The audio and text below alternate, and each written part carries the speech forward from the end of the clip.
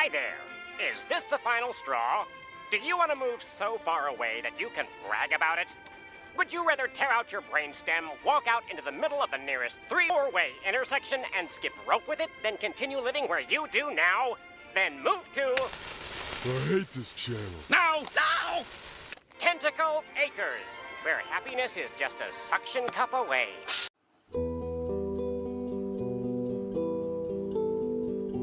Halo, perkenalkan nama saya Christopher Saputra Paringgotan Guntur.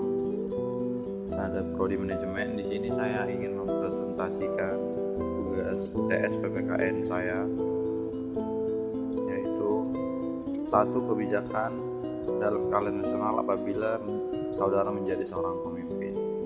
Sebagai seorang pemimpin, saya mengusulkan kebijakan nasional berikut ini yang berkaitan dengan perekonomian nasional dan sesuai dengan ideologi Pancasila dan amanat Undang-Undang Dasar 1945. Kebijakan pengembangan sektor pertanian berkelanjutan, yaitu dalam konteks ideologi Pancasila, kebijakan ini berfungsi untuk memperkuat prinsip keadilan sosial dan kesejahteraan rakyat. Sektor pertanian merupakan tulang punggung ekonomi Indonesia, terutama bagi sebagian besar penduduk yang masih bergantung pada pertanian sebagai mata pencaharian utama.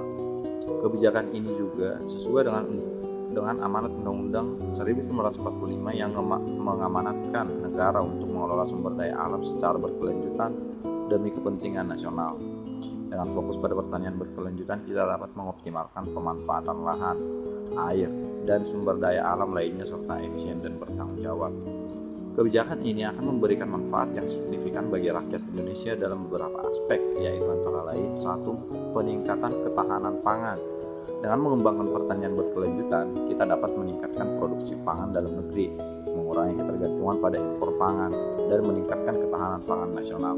Hal ini akan mengurangi risiko krisis pangan dan membantu menjaga harga pangan tetap terjangkau bagi rakyat. Yang kedua, pengurangan ketimpangan ekonomi. Pengembangan sektor pertanian berkelanjutan akan memberikan kesempatan kerja dan akses ekonomi yang lebih baik bagi masyarakat pedesaan. Hal ini dapat mengurangi kesenjangan antara wilayah perkotaan dan pedesaan serta mengurangi tingkat kemiskinan di pedesaan. Yang ketiga, perlindungan lingkungan. Pertanian berkelanjutan berfokus pada praktik pertanian yang ramah lingkungan, termasuk penggunaan yang efisien dari pupuk dan pestisida, pengolahan air yang baik, dan perlindungan keanekaragaman hayati.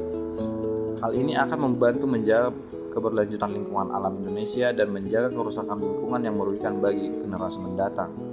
Dan yang terakhir, peningkatan inovasi dan teknologi. Kebijakan ini akan mendorong pengembangan inovasi dan teknologi di sektor pertanian, seperti penggunaan teknologi digital, pengolahan hasil pertanian, dan pengembangan varietas tanaman unggul. Hal ini akan meningkatkan produktivitas pertanian, efisien produksi, dan daya saing produk pertanian Indonesia di pasar global.